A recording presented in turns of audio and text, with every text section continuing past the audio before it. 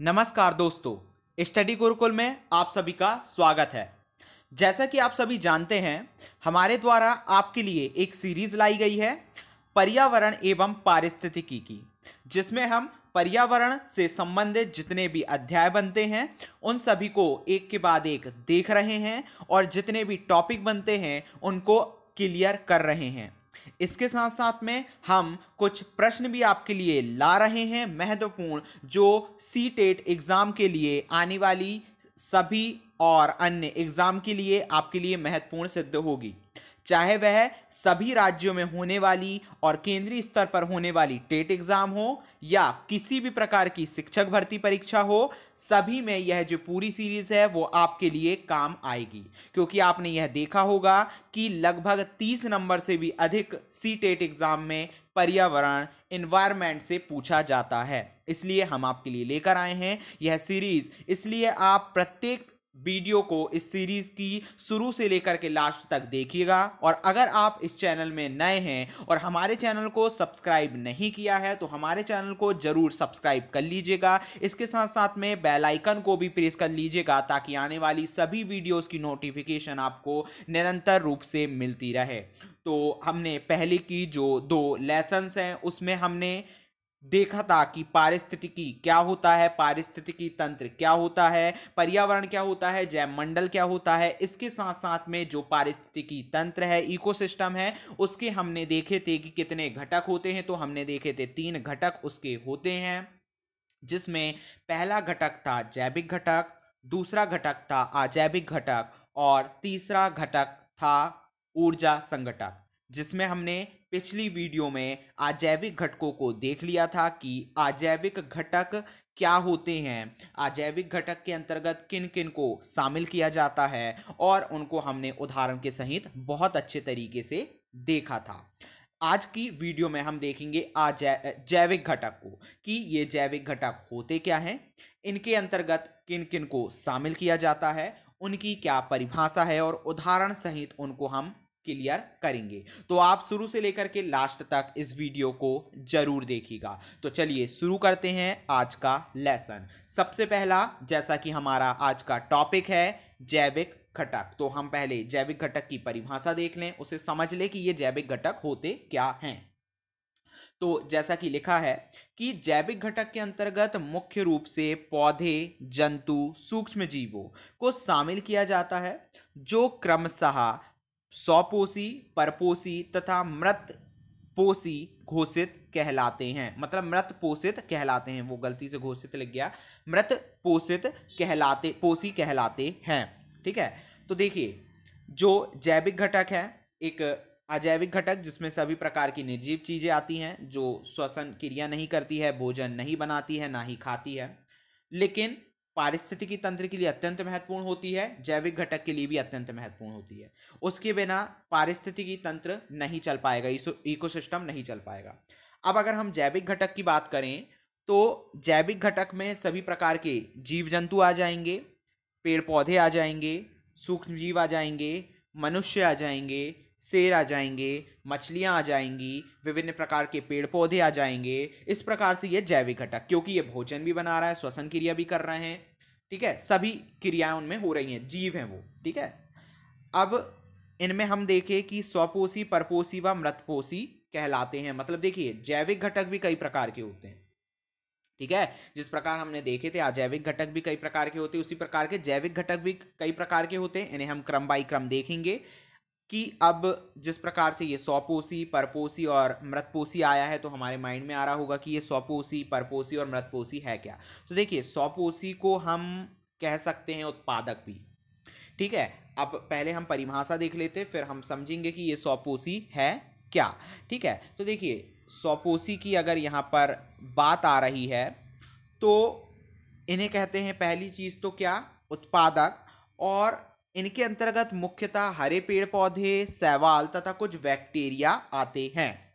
अब देखिए इनकी एक खास बात क्या है, इनकी एक खास बात यह है कि जैसा कि नाम से स्पष्ट हो रहा है, उत्पादक मतलब उत्पादन कर रहे हैं ये भोजन का, ना सिर्फ खुद के लिए बल्कि अन्य जीव जंतुओं के लिए भी ये लोग क्या करते हैं, भोजन तैयार करते हैं।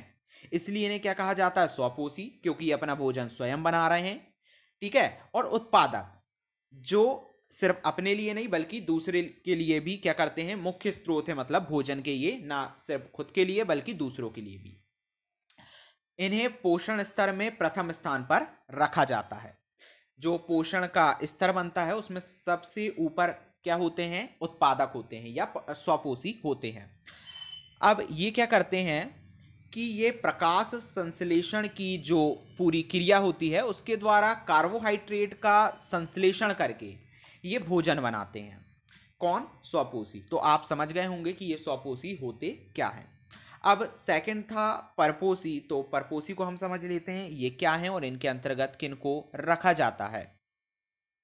तो देखिए, परपोषी मतलब ये हुआ कि इनके अंतर्गत उन जीवों को रखा जाता है जो अपने भोजन के लिए पौधे, जंतु या दोनों पर निर्भर होते हैं। मतलब देखिए, जो परपोषी जो जीव होते हैं वह, अगर देखिए उत्पादक जो हैं, स्वपोषी हैं, वो भोजन बनाते, परपोषी उन भोजन बनाने वाले जो स्वपोषी हैं उन पर निर्भर होते हैं भोजन के लिए।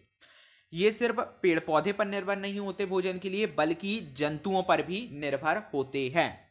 अब ये जंतुओं पर निर्भर होते हैं। अब इनके भी कई प्रकार हैं। ठीक है, परपोषी के भी कई प्रकार हैं। हम जिस प्रकार ये पेड़ पौधों पर निर्भर है, जीव जंतुओं पर निर्भर है, इस प्रकार हम इन्हें कई प्रकारों में बांट सकते हैं। तो इसी प्रकार हम बांट करके देखें तो देखिए, भोजन के स्रोत के आधार पर कि उनको भोजन किस स्रोत पर से प्राप्त हो रहा है, पेड़ पौधों से प्राप्त हो रहा है, जीव जंतुओं से प्राप्त हो रहा है, किससे प्राप्त हो रहा है, उसके आधार पर ये कहलाते हैं शाकाहारी, मांसाहारी और सर्वाहारी। इस प्रकार हम इनको 3 वर्गों में बांट सकते हैं। बाद में हम एक माइंड मैप और एक बिल्कुल रेखात्मक रूप से इनको बांट करके वर्गीकरण करके देखेंगे। अभी हम सिर्फ इन्हीं की परिभाषा देख लेते हैं।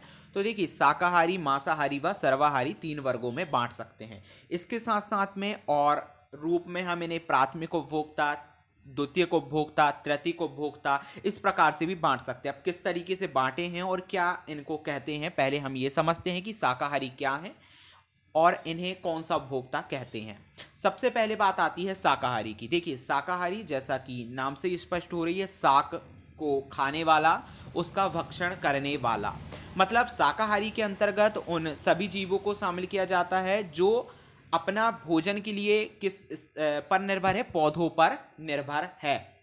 इन्हें प्राथमिक उपभोक्ता की श्रेणी में रखा गया है। मतलब देखिए, शाकाहारी किन्हें कहेंगे हम, शाकाहारी उन्हें कहेंगे हम जो पेड़ पौधों का भक्षण करते हैं या भोजन के रूप में उनका उपयोग करते हैं, और प्राथमिक उपभोक्ता भी हम उन्हें ही कहेंगे। अब इनके अंतर्गत हम विभिन्न प्रकार के देखते हैं, जैसे बकरी है ना, या गाय हैं, ये सभी जो है वो शाकाहारी के अंतर्गत। अब हम बात करते हैं मांसाहारी की। तो देखिए, मांसाहारी जंतुओं की अगर हम बात करें, जीवों की बात करें, तो इनको भी 2 वर्गों में बांट सकते हैं हम। पहला ये कि देखिए, मांसाहारी मतलब पहला ये कि जो शाकाहार को खाते हैं, जो जीव उनको जो खाता है, पहला वो। दूसरा वो जो मांसाहारी जंतुओं को ही खाते हैं, मांसाहारी जीव, उनको खाने वाले दूसरे वर्ग में मांसाहारी कहलाते हैं। तो इस प्रकार से हम मांसाहारी को 2 वर्गों में बांट सकते हैं।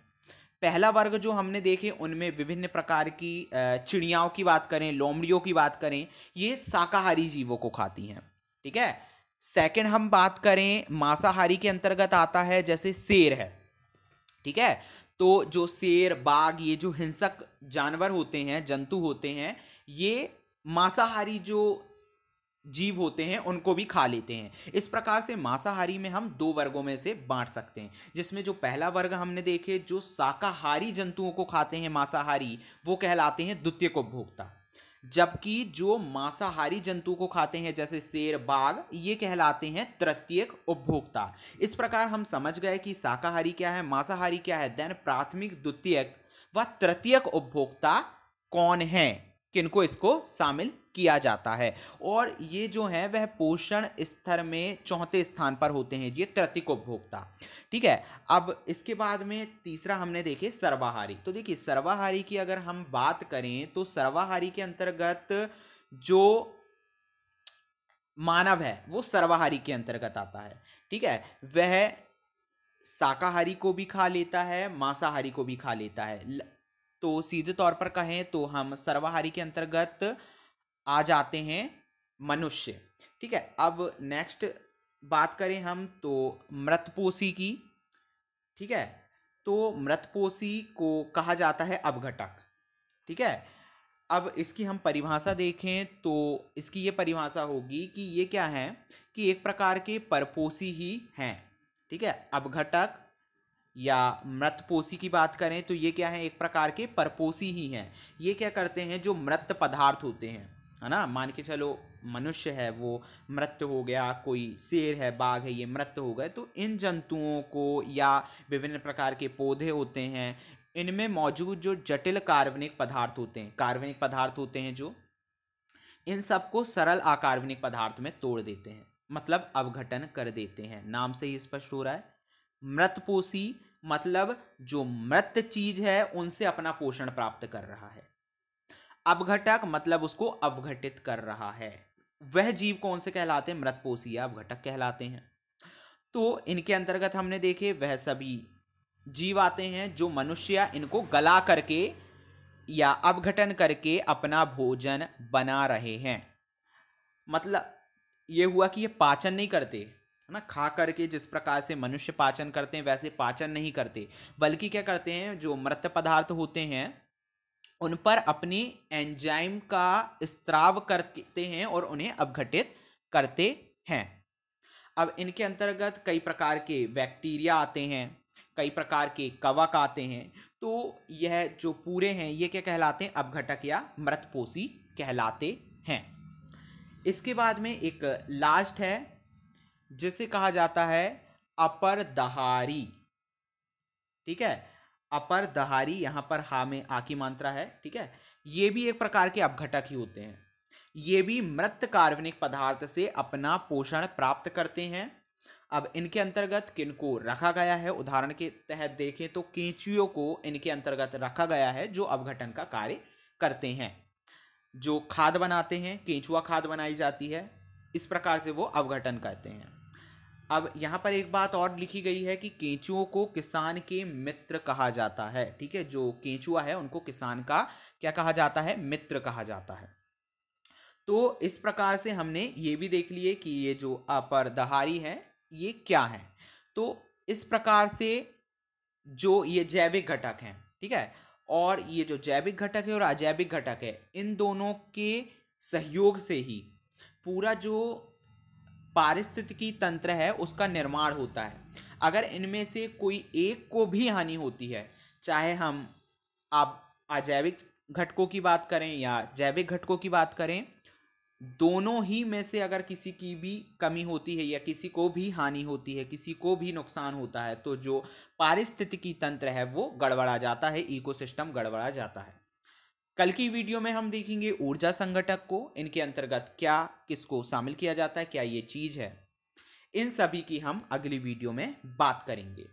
तो अगर आप इस चैनल में नए हैं तो चैनल को जरूर सब्सक्राइब कर लीजिएगा, बेल आइकन को भी प्रेस कर दीजिएगा ताकि आने वाले दिनों में जितनी भी वीडियोस आई उनकी नोटिफिकेशन आपको मिलती रहे। अगर यह वीडियो आपको पसंद आई तो हमारे जो चैनल की सभी वीडियोस हैं जो आपको पसंद आती हैं तो उनको लाइक ज़रूर कर लीजिएगा, और इसके साथ साथ में यह वीडियो कैसी लगी कमेंट बॉक्स में ज़रूर बताइएगा। धन्यवाद दोस्तों।